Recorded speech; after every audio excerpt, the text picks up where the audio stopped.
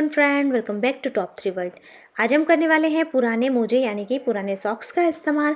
हम सभी के पास होते हैं इस तरीके के बेकार सॉक्स जो कि आगे से अंगूठे से फट जाते हैं या फिर एड़ी से फट जाते हैं या फिर इसके इलास्टिक ख़राब हो गई है या तो फिर इसमें पूरे में रुई रुई यानी कि बोरी बोरी सी हो गई है। कुछ भी रीज़न हो सकता है। सॉक्स तो यूज़ होते हैं बहुत ज़्यादा और वो ख़राब ही हो जाते हैं, लेकिन इन सॉक्स का भी हम इस्तेमाल करेंगे और इतना आसान और उपयोगी DIY मैं आपको बताऊंगी कि आज का वीडियो आपको बहुत बहुत ज़्यादा पसंद आएगा। तो देखिए, इस तरीके के कोई भी सॉक्स आपके पास है उसे आपको ले लेना है और आगे से जो फटा हुआ हिस्सा है उसे हम कट करके निकाल देंगे। उसके बाद देखिए, यहाँ जो पीछे वाला हिस्सा था ऊपर वाला, वहाँ से मैंने एक स्क्वायर पीस निकाल लिया है। उसी का इस्तेमाल करके यहाँ आगे की साइड से भी एक पीस हम निकालेंगे। अब जितना हो सके इतना बड़ा पीस हम निकालेंगे स्क्वायर का और इस तरीके से इसी के हिसाब से बाकी के मोजों के ऊपर इसे रखते जाएंगे और इस तरीके के स्क्वायर पीस हमें कट करते जाना है। अब देखिए, जो लंबे मोजे होते हैं उसमें तो इजीली इस तरीके से आप 2 पीस निकाल सकते हैं, लेकिन इस तरीके के जो सीधे होते हैं ना, छोटे होते हैं, उसमें से भी आप, जैसे मैं आपको दिखा रही हूँ, वैसे ही 2 पीस निकाल सकते हैं। तो देखिए, इस तरीके से आपको अलग अलग कलर डिज़ाइन के जो भी आपके पास सॉक्स है उसमें से स्क्वायर पीस निकालने के बाद एक पीस मैंने लिया है, जैसे मैं आपको दिखा रही हूँ वैसे इसे 2 बार फोल्ड करके राउंड शेप में हम कट कर लेंगे। अब मैंने इसे उल्टा कर दिया है। अगर आप चाहें तो जब सॉक्स पूरा रेडी है तभी उल्टा करके भी इसे कट कर सकते हैं। उसके बाद इस तरीके से आपको जो सर्कल रेडी है उसमें सिलाई करनी है। अब यहाँ पर देखिए, पूरे में मैंने सिलाई करी है, बस थोड़ी सी जगह ओपन छोड़ी है कि जहाँ से हम इसे सीधा करेंगे।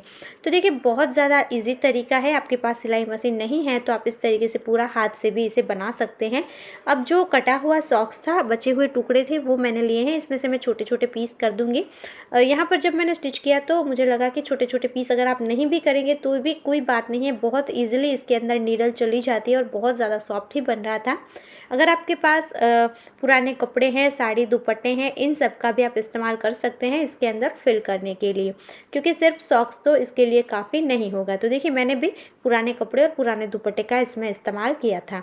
अब देखिए, इस तरीके से ये सर्कल जो रेडी था उसका जो खुला हिस्सा था उसे हमें इस तरीके से बंद करना है। तो बस यहाँ पर भी हम हाथ से ही सिलाई कर लेंगे, बहुत ज़्यादा आसानी से ये हो जाता है। और सॉक्स का फैब्रिक बहुत सॉफ्ट होता है तो नीडल निकालना एकदम इजी है, बहुत ही ज़्यादा फटाफट से ये हो रहा था।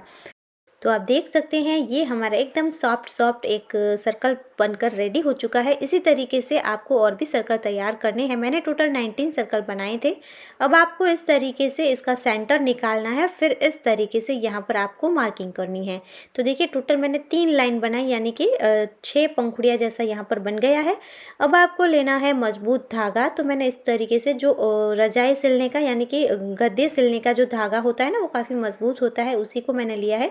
आपके पास ये नहीं है तो सिलाई वाले धागे को आप डबल चौबल करके भी यूज़ कर सकते हैं। अब देखिए, इस तरीके से आपको सेंटर से सुई को जाने देना है और फिर जो मार्किंग करी थी उसके ऊपर से इस तरीके से आपको लेकर आना है घुमाकर और फिर वापस से सेंटर से इसे निकालना है।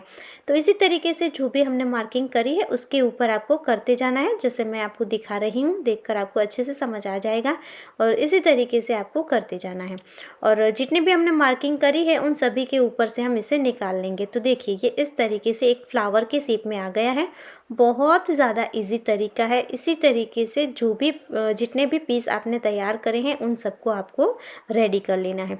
यहाँ पर टोटल मैंने 19 पीस बनाए थे। आपको जितनी साइज़ बनानी है उस हिसाब से आपको ये पीस रेडी करने होंगे। अब 19 पीस में कितनी साइज़ बनी आगे आपको देखने को मिलेगा। तो देखिए, ये मैंने इतने सारे बनाकर रेडी कर लिए हैं। अब इस तरीके से आपको इसे सेट करना है, मतलब आपको जैसे भी सेट करना है, लेकिन एक फ्लावर का शेप होगा। अब देखिए, 2 पीस को हम इस तरीके से पहले सिलेंगे। मैंने ब्लैक वाला बीच में रखा था, तो इस तरीके से इन 2 पीस को सिलने के बाद एग्जैक्ट सामने मैं और एक पिंक पीस को ब्लैक के साथ जोड़ूंगी और यहाँ पर इस तरीके से टाँके लेकर आपको सिलना है। मजबूत धागा यूज़ किया है तो देखिए, अच्छे से मैं टाँके ले लूँगी तो ये खुलेगा नहीं, एकदम अच्छे से मजबूती के साथ बनेगा। अब इसी तरीके से बाकी के सारे पीस को भी एक के बाद एक हम ब्लैक पीस के साथ जोड़ते जाएंगे। तो बहुत आसान तरीका है, आपको इसी तरीके से इसे जोड़ लेना है। तो देखिए सारे पीस को मैंने इस तरीके से यहाँ पर जोड़ लिया है। इसके बाद देखिए ये 2 पीस के बीच में इस तरीके से हमें इसमें सिलना है। तो यहाँ पर भी अच्छे से हम टाँके लगाकर इसे भी अच्छे से जोड़ लेंगे। तो जैसे मैं आपको दिखा रही हूँ वैसे ही सभी पीस के बीच में हम इस तरीके से सिलाई करके इन सभी को जॉइंट कर देंगे। इसके बाद देखिए आपको क्या करना है, ये जो सारे पीस रेडी हो गए हैं, देखिए इसका लुक कितना ज़्यादा सुंदर आ रहा है। इसके बाद मैंने यहाँ पर आपके पास जो भी कलर रेडी है उसके हिसाब से आपको सेट करना है। मेरे पास ब्लैक कलर सारे हो रहे थे 6 पीस, तो इस तरीके से मैंने सेट करके रखा है। और जैसे मैं आपको बता रही हूँ वैसे ही यहाँ पर भी टाँके लगाकर इन सभी को भी मैं सिल लूँगी। उसके बाद देखिए यहाँ पर मैं वाइट पीस को रखूँगी। मेरे पास पूरे वाइट तो नहीं हो रहे थे, तो जितने भी थे उतने रखे और फिर बाकी कलर को मैंने इस तरीके से सेट कर दिया है। तो जितने भी जो भी कलर है उस हिसाब से आप सेट कर सकते हैं। और इस तरीके से देखिए सभी को मैंने सिल दिया है। आप जितने चाहे इतने पीस जोड़कर यहाँ इसे और भी ज़्यादा बड़ा बना सकते हैं। बहुत ही ज़्यादा आसान तरीका है और एकदम ज़ीरो खर्च में सिर्फ पुरानी मोजों की हेल्प से ये हमारा डिज़ाइनर और सॉफ्ट टूर मैट तैयार है। आप इसका इस्तेमाल अपने वॉश बेसिन के पास या फिर बाथरूम के पास कर सकते हैं।